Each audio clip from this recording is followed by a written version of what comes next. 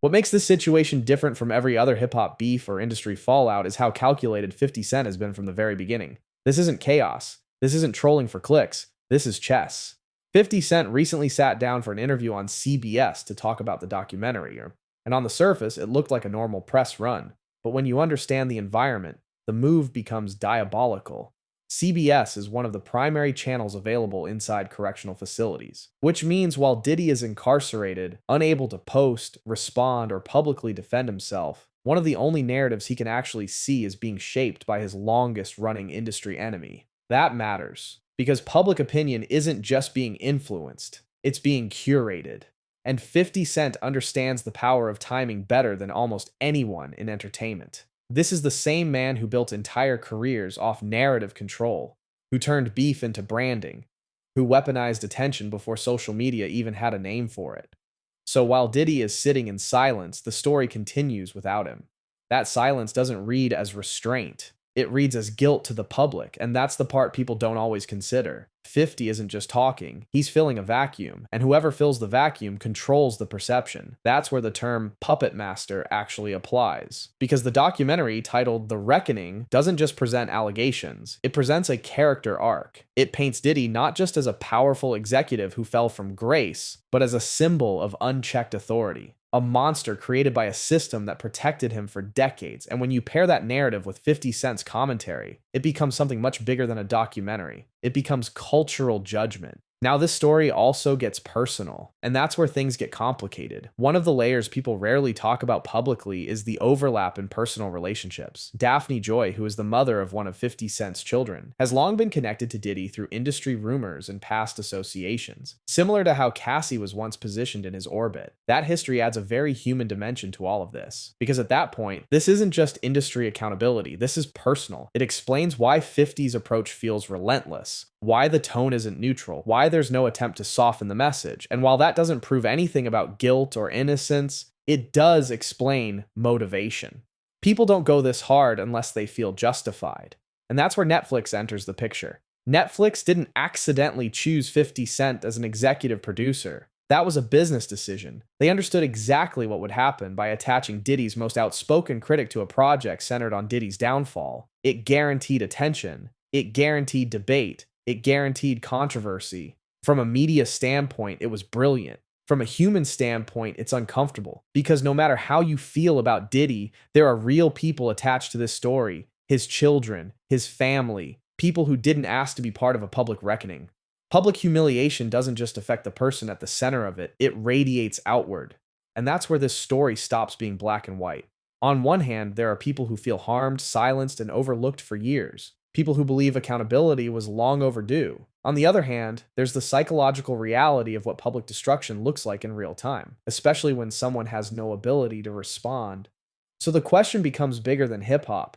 Did Diddy deserve this level of exposure? Or is this what happens when power finally runs out? Is this justice? Or is it spectacle?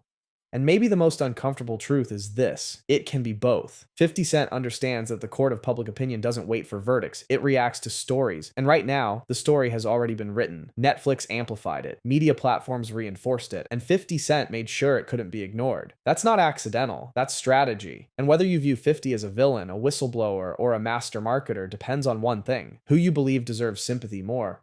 The man being exposed, or the people who say they were hurt when no one was listening.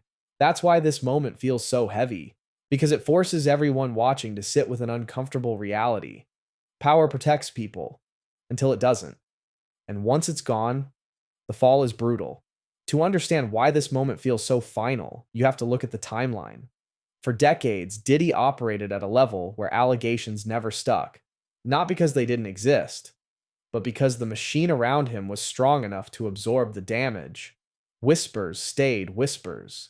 Stories stayed off record, and influence smoothed everything over. But power doesn't disappear all at once. It cracks. The first cracks came when longtime industry protection quietly faded. People who used to defend him stopped speaking. Partnerships slowed. Support became conditional. Then came public accusations that couldn't be brushed aside with PR statements. That's when the tone changed. Once law enforcement became involved, the industry did what it always does. It stepped back. No public defenses, no loyalty speeches, no legacy protection, just silence.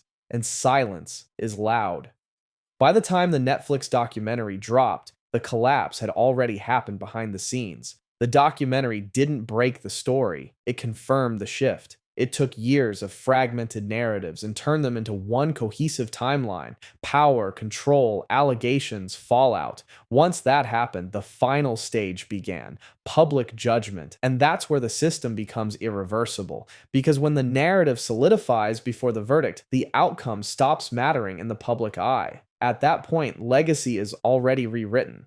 Quick pause. If you're serious about moving smarter and not just talking about growth, this is important. A lot of the situations we talk about on this channel come down to power, leverage, and access. And in real life, credit is one of the biggest forms of leverage people ignore. That's why I personally recommend Smart Credit. It lets you monitor all 3 credit bureaus in real time, track changes, spot issues early, and actually understand what's happening with your credit, not just guess. If you're trying to level up financially, build business credit, or stop getting caught off guard, Smart Credit is a solid tool to have. There's a link in the description, check it out. Now back to the breakdown. This is where 50 Cent separates himself from everyone else. He doesn't fight emotionally, he doesn't rush, and he never strikes first. He waits. 50 understands that the real battlefield isn't diss tracks or interviews, it's perception. He studies patterns, he watches who loses protection, and when the shield is gone, he applies pressure publicly. But here's the key difference. 50 doesn't accuse, he frames. He lets other people talk. He amplifies existing narratives. He positions himself as the commentator, not the instigator. That's why his hands always look clean. By the time he speaks, the story already exists. He just gives it momentum. And in this case, the timing was surgical. Diddy couldn't respond. The industry wouldn't defend him. Netflix needed attention. That's a perfect storm. 50 didn't create the collapse. He capitalized on it. That's why calling him a troll misses the point. Trolls seek reaction. 50 seeks outcomes. And the outcome here is control of the narrative. Once he became attached to the documentary, the story stopped being neutral. It became adversarial. Not legally, culturally. That's a distinction most people don't catch. 50 doesn't need to win in court. He wins in memory. And memory is permanent. If you're rocking with the breakdown, make sure you like the video, subscribe to the channel, and drop a comment. Let me know what you think. Did this feel like accountability or spectacle? We post daily. This is where the story gets uncomfortable, because 2 things can be true at the same time. There can be real victims who deserve to be heard, and there can be real damage done by public destruction. Accountability matters, but so does humanity. Diddy isn't just a headline, he's a father, he's a human being. And his children didn't choose this moment. At the same time, power protected him for years while others suffered quietly. So the question isn't simple. Is this justice, or is this spectacle? Is this accountability? Or is this what happens when power runs out and the machine moves on? Maybe the real answer is that the system doesn't care about morality. It cares about timing. And once timing turns against you, there's no appeal process. 50 Cent understands that better than anyone. Netflix understands it too. And that's why this moment feels so heavy. Because it's not about music. It's not about beef. And it's not even about Diddy alone. It's about what happens when influence expires, when silence stops working, when protection disappears, and the story keeps going, with or without you. That's the real reckoning. If you want more breakdowns like this, culture, power, and the business behind the headlines, make sure you like the video, subscribe, and drop a comment. This is Fake Famous.